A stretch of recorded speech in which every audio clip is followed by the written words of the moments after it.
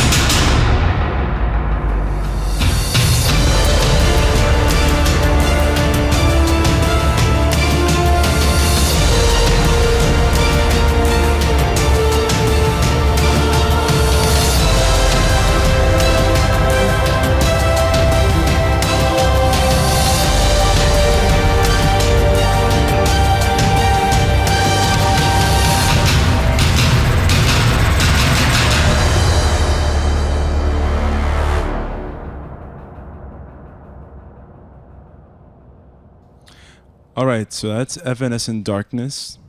And I'm gonna break it down just by parts, make it just simpler. If you look at my buses over here, I have everything divided by strings, brass, choirs, my drum set, big drums, percussion, synths, bass, loops. I try to break it down as much as I can. It's easier for me to just have everything in different parts, different stems for when it comes to mixing, and I like to have it colorized different, like just the different sections colored. It makes it easier for when I want to find something quickly. Let me see. I'm going to disable the mastering, just enable the limiter for now. Now across, the first thing I'm going to show you is the kinetic metals. Basically, this is Contact's kinetic metals. I use this a lot in this track. Sorry about that.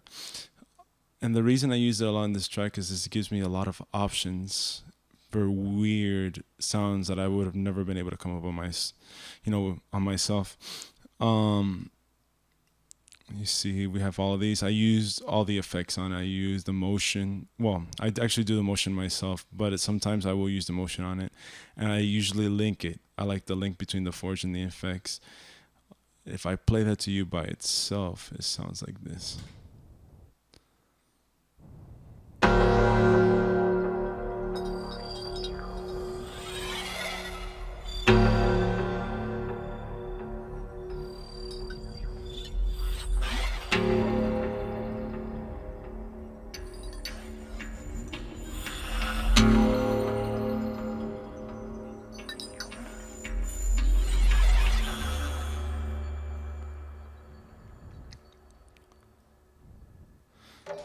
So that whole section is mostly that. I mean, if you listen to it, the only other thing going there is maybe I have some loops going on,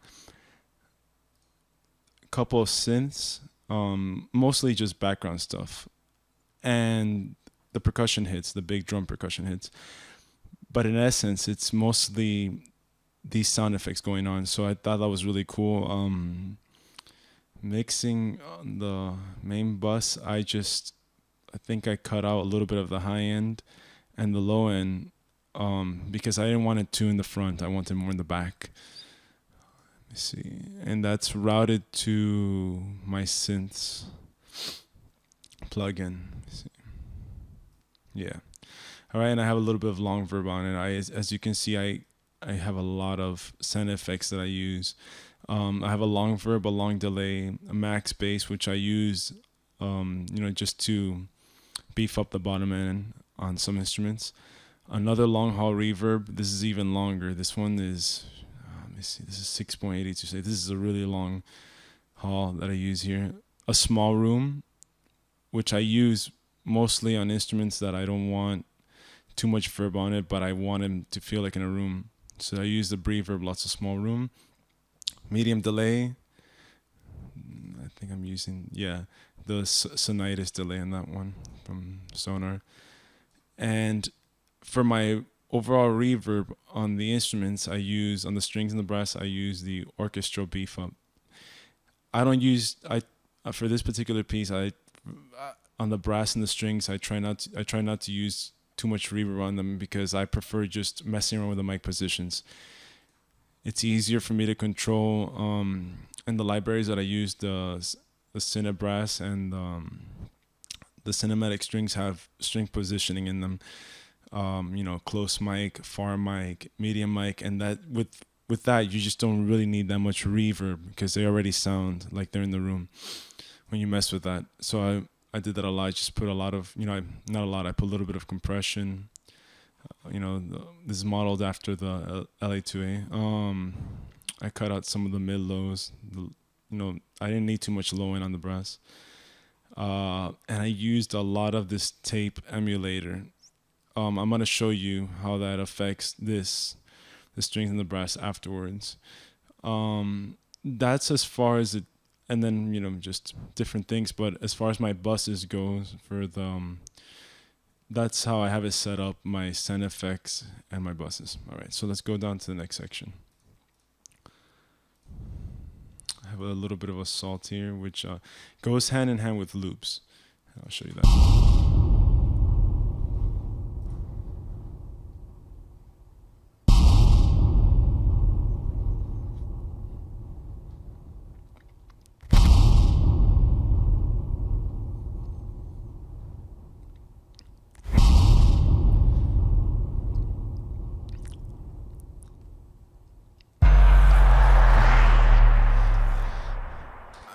Now, I love using a lot of these sub drops, these 808 sub drops.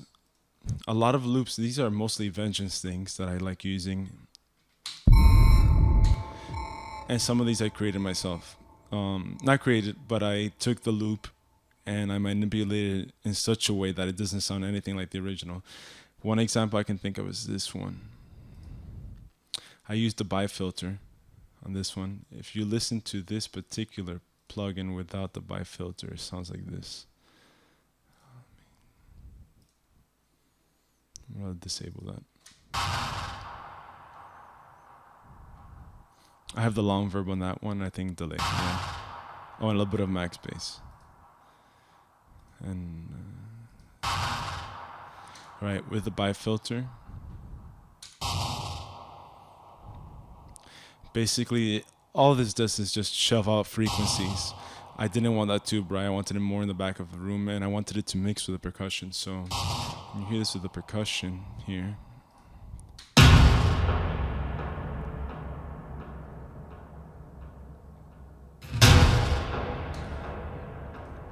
It gives it kind of like this this distortion-y kind of effect.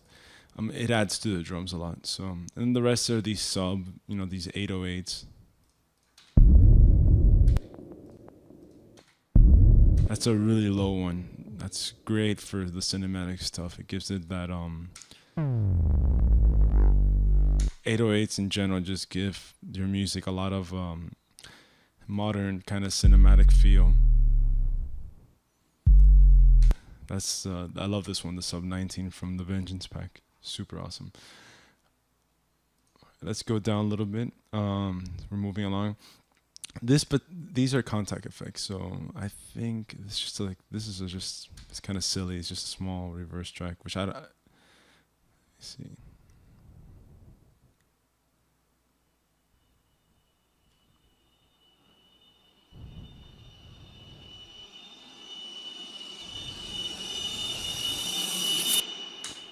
Yeah. Again, long reverb. Put it all the way back there. It's more of an effect than anything.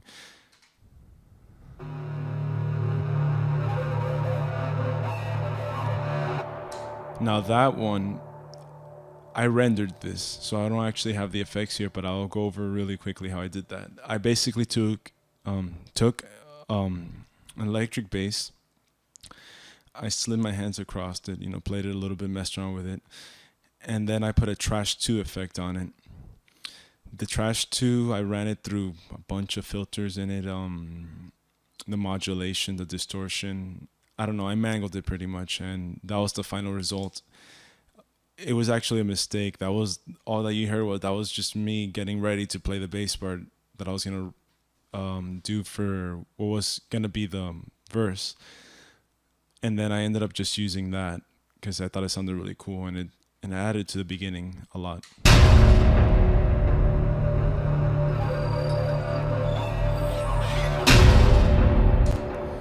All right.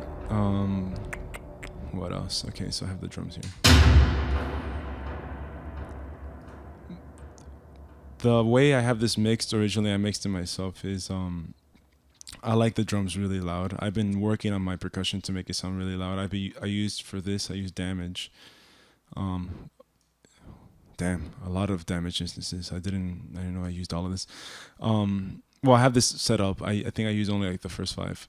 And what I do with my Damage is that I have them stage front for the most part, and then I just pan them. Instead of using this whole room positioning thing, I rather position them myself. I used a lot of the punish effect. I take off all the effects here and just use external effects. I like my effects better. So I like to keep my percussion relatively dry, so then I can go in and mix it myself, put the external delays and effects and stuff myself. I think I use like these first 4. Let me go over here in this section. Oh, and the mallets.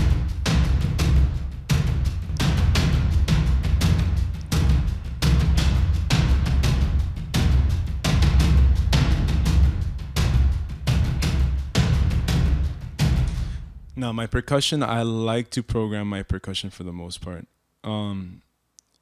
If you, let me see if I can, if you see here, I played all of this in, I quantized it. Well, some of it's quantized, some of it is quantized, but then I'll displace it, as you can see, by a little bit. Some of the hits, I'll displace it by like small amounts, and I'll do that for each percussion instrument. That way it doesn't sound like too machine-like, like too perfect. I don't like things that are too perfect. So that comes from the Damage library. Let's see, let's close that up. It's pretty much like that throughout the entire time. Now, one plugin that I do use a lot on my drums is the JHAP plugin. And I'll tell you why. Without it, it sounds like this. I mean, I'm just going to show you an A and B.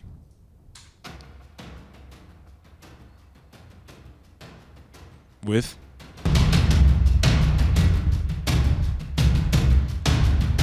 Without. With. Makes a huge difference in my opinion. Like a huge difference. And I use the Attack Toms preset for that. And then from there, the Attack Toms preset is different from this, but I use that as a starting point. Then I go from there. and I turn down the gate just a little bit. I don't want too much gate on this because I want my drums to more or less ring. But then in some parts where it just I just wanted to hit and not ring out too much and get those weird overtones, so it lets other instruments, do their thing. I will automate it and increase the gate. I think I have it. Let's see. Well, it's not showing in there. Did I do it in this piece? I'm not sure. But here I have the long verb send. But I don't think on this piece I did it because I didn't need it. But for other pieces, I will automate the gate. For if I want a longer release, I'll let it release. And then other parts where it's just the drums are more choppy and fast, I'll increase the gate so it doesn't ring out too much. So that's a trick. I don't know. I didn't learn it anywhere. I just kind of made it up on my own. That it might be useful for anyone else. So if you have Waves plugins, the JJP drums, Attack Toms preset, or any other preset you can find, or you can start from scratch, is really good for, at least for me, for the percussion. Then the other thing I do is use this IQ reverb, and I'm going to play it to you without the IQ reverb. It's more for positioning.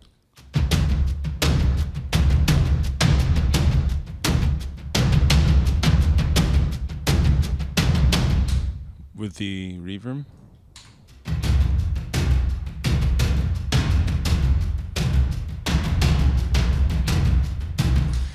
That's more for positioning. I used the percussion room quad, M7 reverb impulse for this, and then I move it. I kind of move the drums far back into the room, so I can let the brass, the strings in the front, and then some of the synths are back there, but so then I have some other synths, I guess, placed more around the front. So when I do this, I think in terms of spaces, front, middle, back. My drums are all the way in the back, but I still want them to sound huge. So, all right, that's the drums. Let's keep moving along. This is just a regular drum set, addictive drums drum set. This is the indie kit with Aberrin, I don't know how you say that, preset. So it just sounds like this, nothing special going on. Let's see.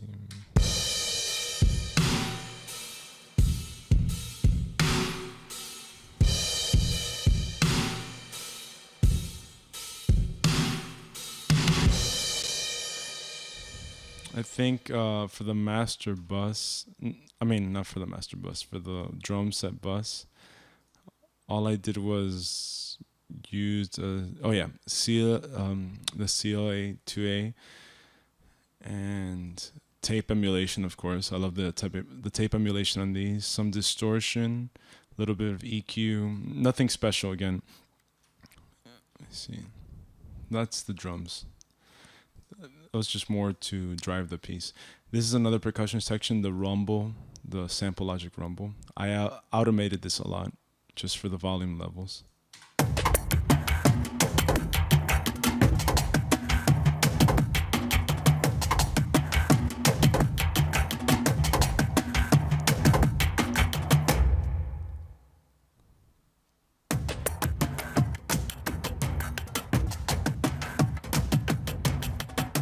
So yeah, what I like about that is kind of gives me just variety in percussion. Rumble is based more around marching percussion. I love marching percussion. It's in my roots. I used to do it back in high school, so I like using a lot of those sounds, especially the tenors. I think the tenors cut through a lot.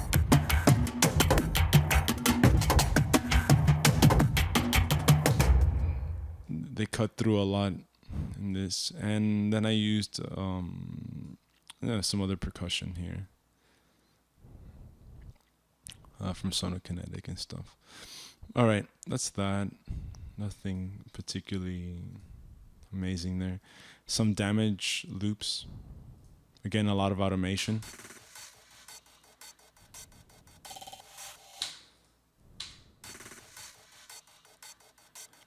You hear those on tons of soundtracks nowadays. I feel like everybody's using them, but they still sound cool. I love how they sound. Let's see. Oops, sorry. Synths.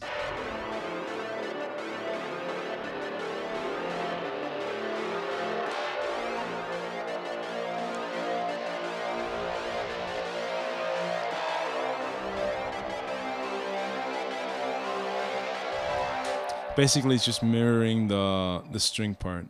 It's just to have a couple of zebra instances with patches, preset patches. Nothing particularly amazing there.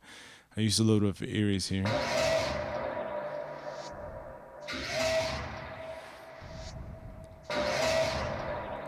For that effect, I thought it was really cool, and I used it here too.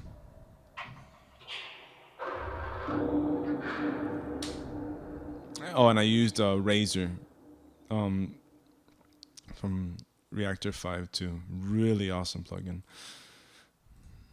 All right. Aeon is for the hits. Nothing terribly original.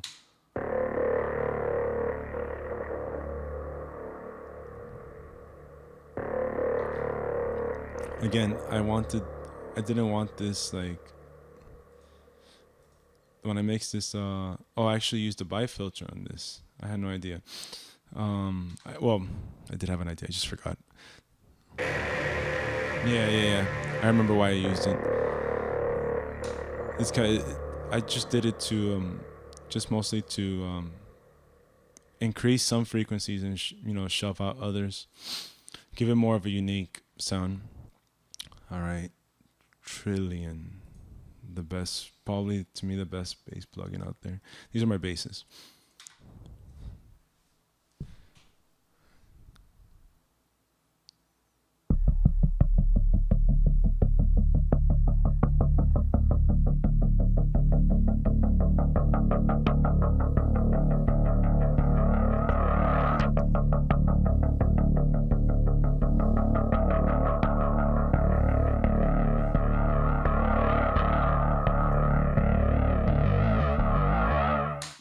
Now, in this, I did use trash, so I'll give you a chance to look at what I did in trash. I'm going to play it again.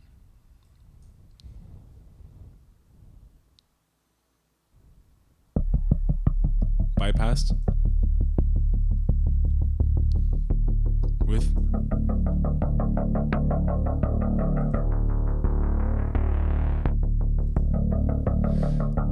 I used a preset here, Burning Flames, and I did it. Usually this comes fully wet. I think I changed one of the stages to make it sound more appropriate for the piece, and then I brought down the wet knob and put it almost like about 60%. It worked for me there. This is the second Trillion patch.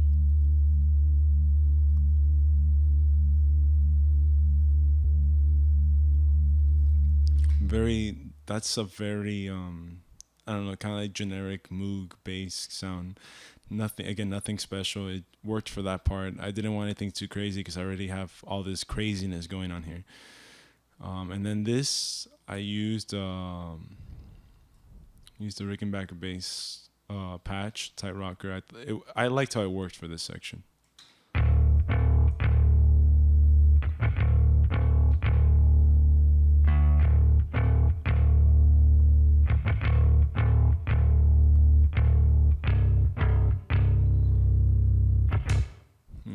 I don't have a real Rickenbacker. If I did, I probably would have used that. And I like that sound a lot.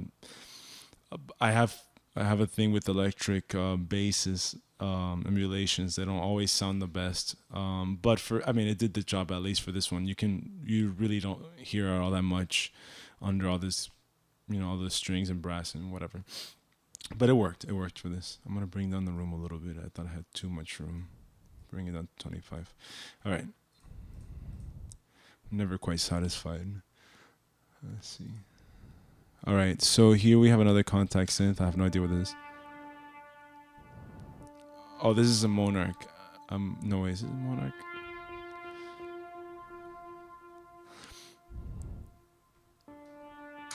That's just a typical analog synth. Now here's the good stuff, the strings.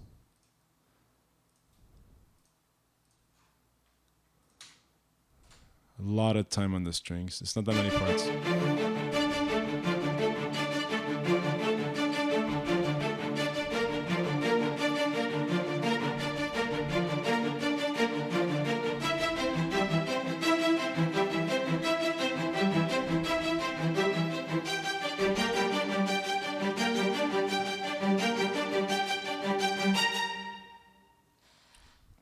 All right, so the strings, I spend a lot of time, even as something simple as that, I spend a lot of time arranging each part. On the cinematic strings, for the most part, I just use the room sound, and then for the close mic stuff, I will use the adagio stuff, the adagio violas or the violins, and use the close mic on that to get more of with the cinematic strings. I'm getting more of the overall ambient sound, and then with the adagio, I'm getting more of the close mic, the attacks. I mean, if you listen to the violas, let me see the violas, and these.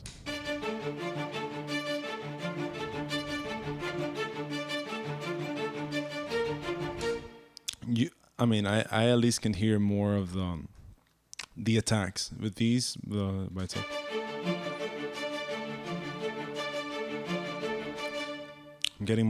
I'm getting some close, but I'm getting more of the attack of the ambient sound. Let's go to this part. I saw that coming.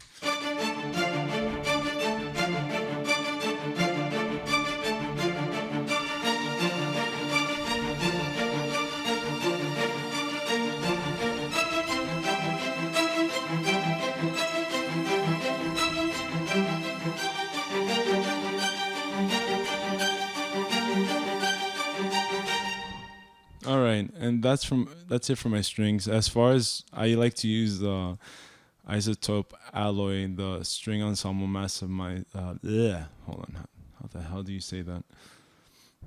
Where are you? Massivizer, string ensemble massivizer. All right, whatever. I used the No, I didn't use the equalizer in that one.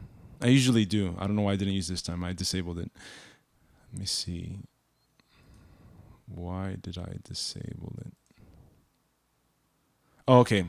Now I know why. Because I use this. I like this reverb actually better. I'm sorry, not reverb. This EQ better for this kind of stuff. This is the preset strings, and then I modified it a little bit. I think the gain on this was way up here, but it was too bright for my taste. I didn't bring it down too much because once I put the tape emulator from Sonar, sometimes depending on the piece, I'll bring it down to 7.5, which makes it even warmer. I'm going to show you that real quick.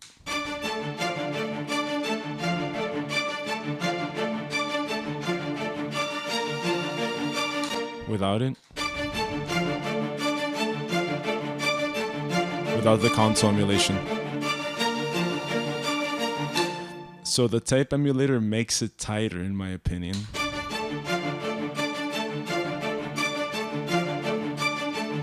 I don't know why, but I feel without the strings, without tape emulation, especially the shorts, I feel like everything just sounds very loose. Like, everything's like bouncing around. When I put the tape emulator, everything feels tighter. And with a console emulation, the bottom end feels, stronger. So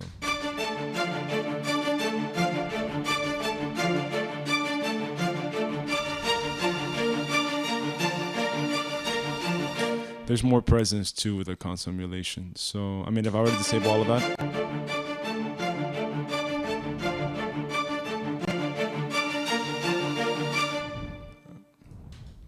my opinion, big difference.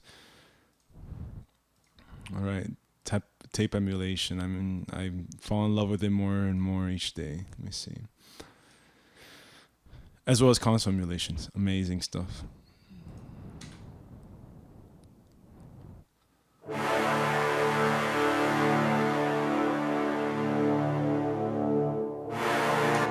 All right. Sounds maybe I can make that a little bit heavier in the bottom. It sounds a little weak by itself. In context, it sounds fine, but by itself, it sounds a little weak. Let me bring it.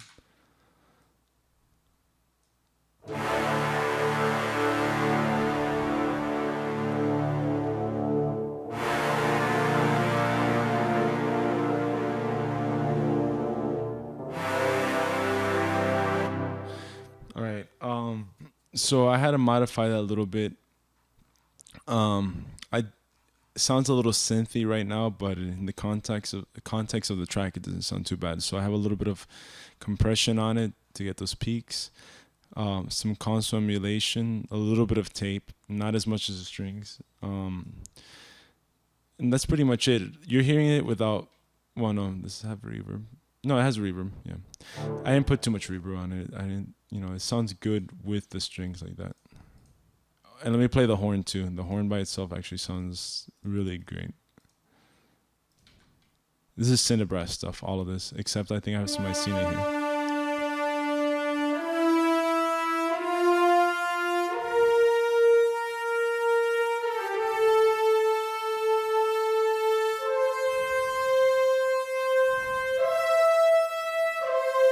With brass, the rest of it.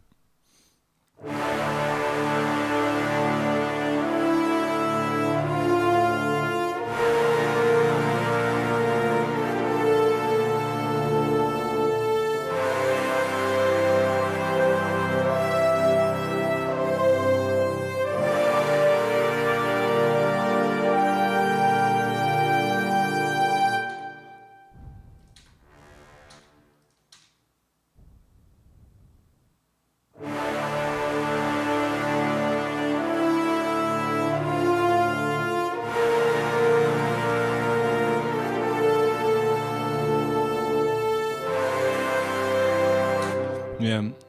I'm gonna go back, and now I remember why I see. There's a reason for everything, and now I remember why I cut off a lot of that low end. It was getting in the way of the horn, and because I have the horn right here in this section actually being brought out more in the EQ, so I shelved this out to give space more for the horn and this more for the percussion. Again, maybe it doesn't sound so great out of context, but in context it sounds good. It does the job. All right, let's get moving. Brass, percussion. I got some other percussion here, just some hits. Nothing crazy. Just some hits.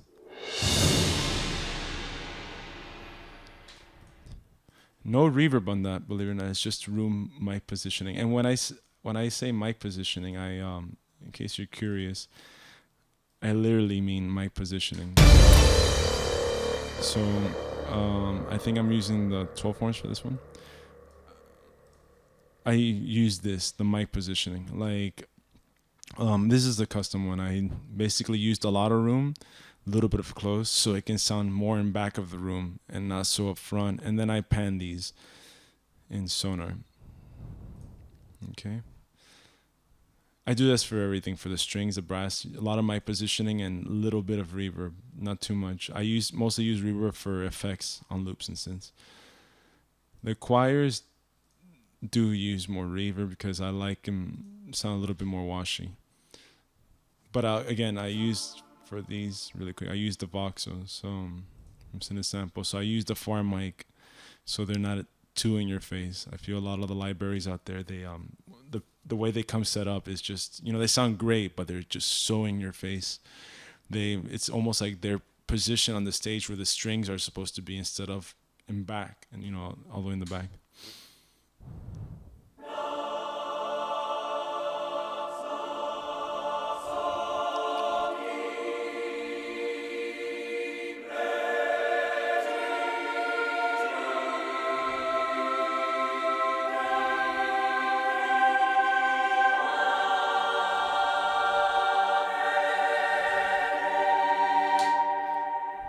All right, and that's pretty much the whole piece. In reality, all of this is based around something really simple. It's based around 4 chords. If I ever played the 4 chords, let's see if I can find an instrument where I can play here. Something normal. I don't have anything normal here.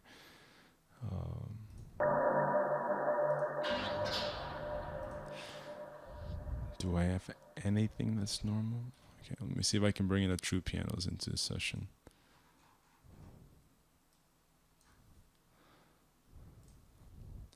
Just for demonstration purposes. All right.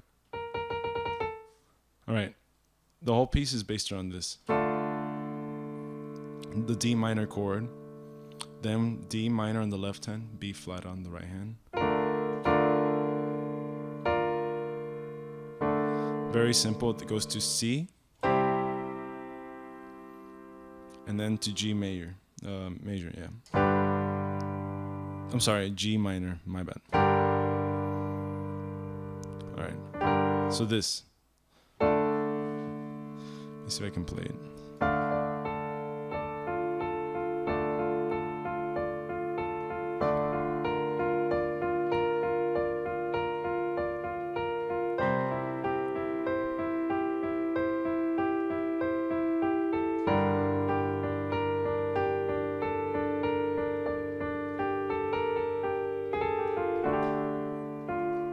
Very simple, nothing out of this world. For mastering, I used Isotope. I use a Gentle 2 preset, but I don't leave it like that. I go and modify the hell out of everything else. The original, it doesn't have EQ actually, so I use a preset, but then I modify it depending on the piece. Sometimes it's too much high, so I'll lower the high. Sometimes I'll use the mids, the different, mid and side EQing depending on the piece. Okay, there you go. For more of the orchestral pieces where I'm just using close and mic, close, far, and ambient mic positions and that stuff, and I just want to use that and no reverb, then I'll just use mic positionings literally for example, for cinesample percussion, winds, percussion, brass, or anything. I'll just use the mic positions, let everything sound good by itself, and then put an overall reverb in Ozone 5, and that will just take overall. If you can use this.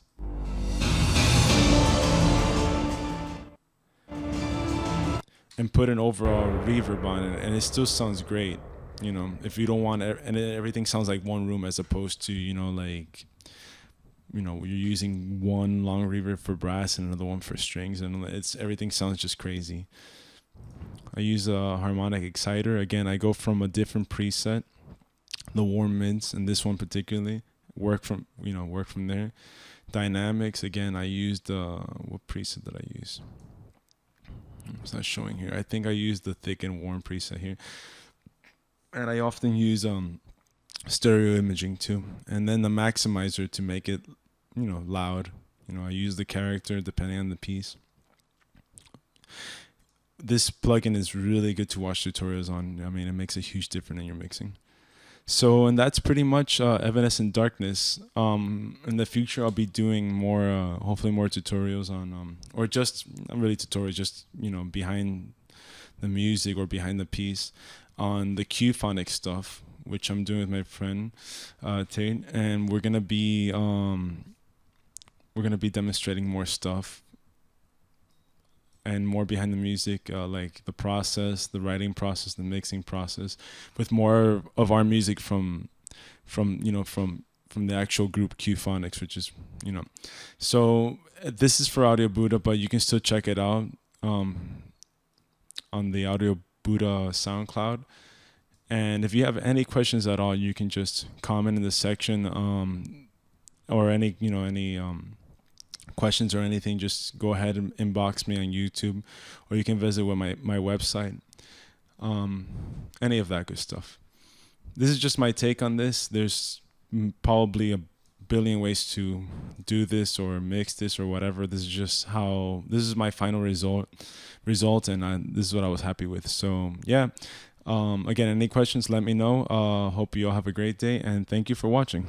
All right, bye.